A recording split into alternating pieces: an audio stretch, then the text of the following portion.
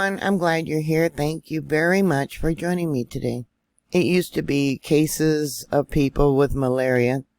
All of them here in the United States acquired them when they traveled to countries with the disease. That is no longer the case. Florida and Texas have seen some locally acquired cases of malaria.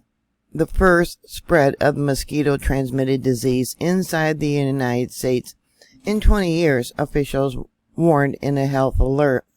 First we had West Nile you had to worry about, and other disease-borne viruses, bacteria from mosquitoes. Now we have malaria.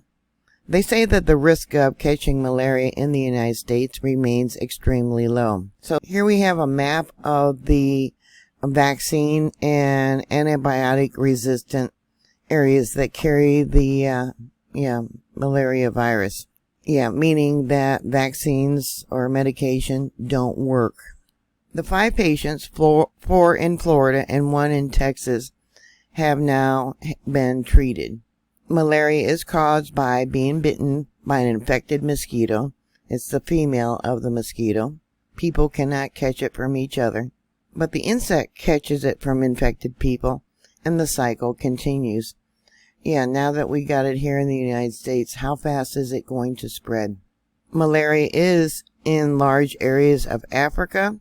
95% of the malaria cases around the world are from Africa. Also Asia and Central and South America.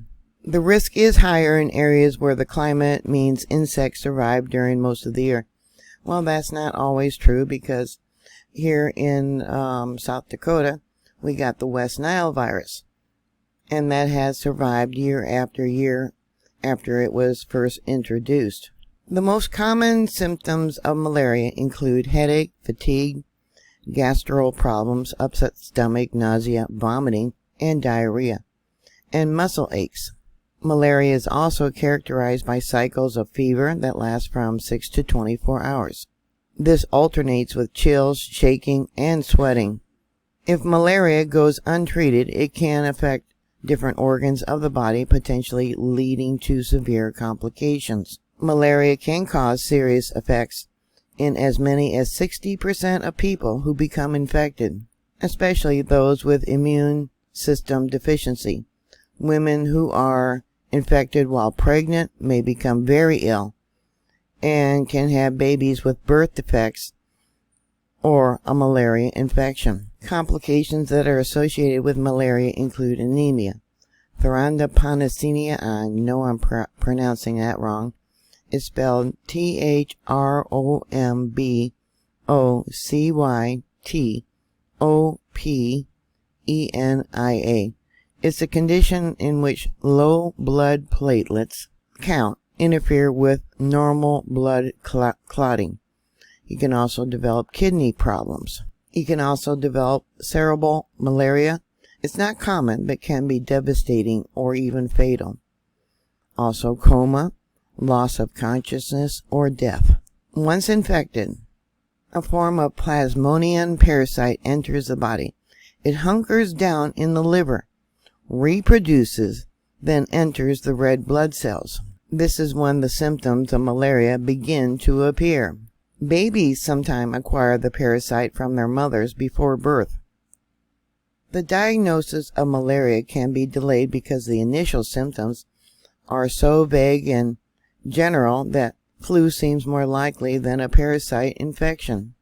In addition, the lengthy incubation period means that characteristic symptoms of malaria may not appear for weeks or months after the mosquito bite took place. Malaria can be diagnosed by examining a drop of blood under a microscope for the presence of malaria parasites. Due to their improved accuracy, more epidemic areas are employing rapid diagnostic tests. These tests can be done by staff with little medical training and do not require to be electricity run. Non-invasive tests such as computerized tachography, sorry for pronouncing that wrong, a CT or magnetic resonance imaging, MRI, of the brain is sometimes used if there is a possibility that malaria has spread to the brain.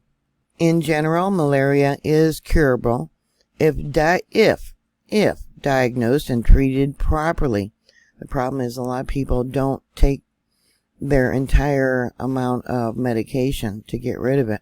It is important to start treatment as soon as possible. Malaria is treated with prescriptions, anti-parasitic medications such as chloroquine and doxycycline. Additionally, a combination of home remedies and over-the-counter OTC drugs for managing symptoms can help while you are recovering. Malaria drugs may have side effects. Doxycycline, which is sold under several brand names, can make skin especially sensitive and prone to sunburn, and can cause stomach problems, for example. To alleviate symptoms such as fever, fatigue, and headache, get plenty of fluids and be sure to get enough rest. You can also manage your body temperature with blankets if you are chilled, or ice packs if you're feverish, and take OTC pain relievers and anti-fever medication can help. It used to be here in the United States the only time that someone caught malaria was if they traveled overseas to one of the countries that, it was recommended that you use ample amounts of spray that contained the insect repellent DEET. Keep covered. Long sleeve and long pants can deter mosquitoes. If you're going to be sleeping where mosquitoes might gather at night, use a mosquito net. Another bad thing about malaria is that even after treatment, it can remain in the liver and cause relapsing disease. So this is another reason for prompt diagnosis and treatment. Some individuals may become anemic and jaundice with yellowing of their eyes and skin. That is because of the destruction of red blood cells. If untreated, malaria can lead to seizures, kidney failure, coma, and death. In 2021, about 619,000 people worldwide died from malaria, according to the WHO. Most deaths occurred in children younger than 5. So more than likely, they're going to be pushing for vaccines. Yeah, another mandatory vaccine. Is that coming? Yeah, it's one of the diseases that was eradicated here in the United States, and now it's back. Yeah, I hope smallpox don't come back.